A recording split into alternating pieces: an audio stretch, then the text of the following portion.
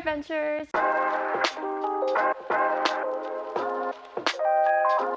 I'm Dana and welcome to the Do It Like Dana series. In today's episode, I'm going to show you how to make hummus that's going to be way better than the ones you buy at the store. This recipe is based off of Nisha's Rainbow Plant Life recipe, so shout out to her. And this recipe only consists of 8 ingredients and should take about 20 minutes to blend everything together. So with that being said, let's dive in. The most important thing that you will need first off is chickpeas. I prefer using dried chickpeas instead of can-bought ones just because I think it tastes more chickpea-like, if that's even a word. Yeah, there's more flavor. I think with the ones that comes from the can, it tastes a little bit more watery to me.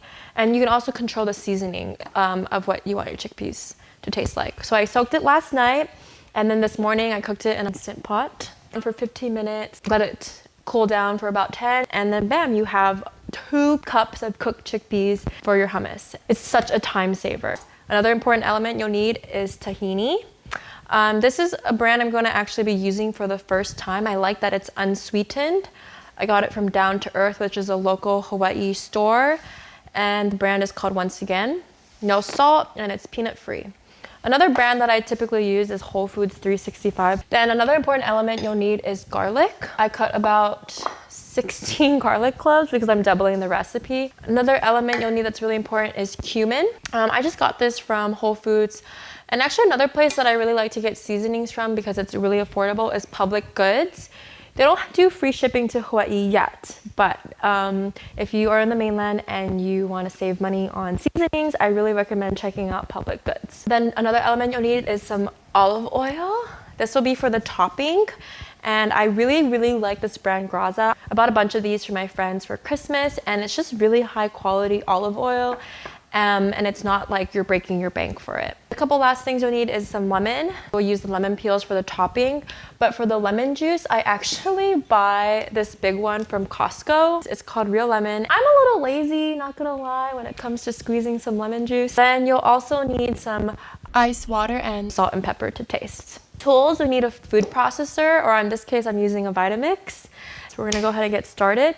To the Vitamix, add your drained chickpeas. We're just gonna blend this for about 2 minutes.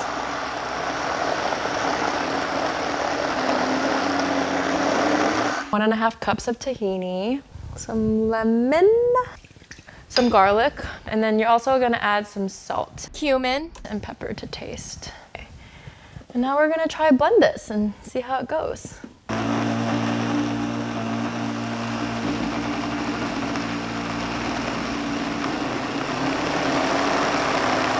We're gonna add ice cold water while it's running.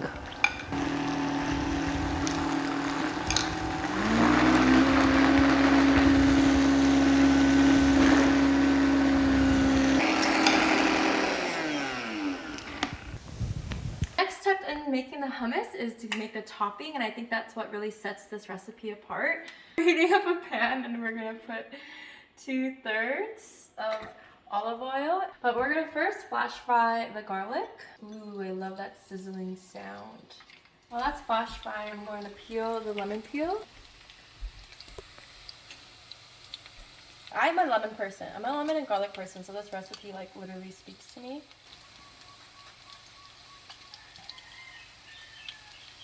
And now that's done, we're going to plate the hummus. And take the toppings, especially the olive oil and garlic, and just place it on top. Homemade hummus. Thank you for watching. I hope you enjoyed this episode of Do It Like Dana, and let me know in the comments if you tried to make this hummus recipe. See you next time.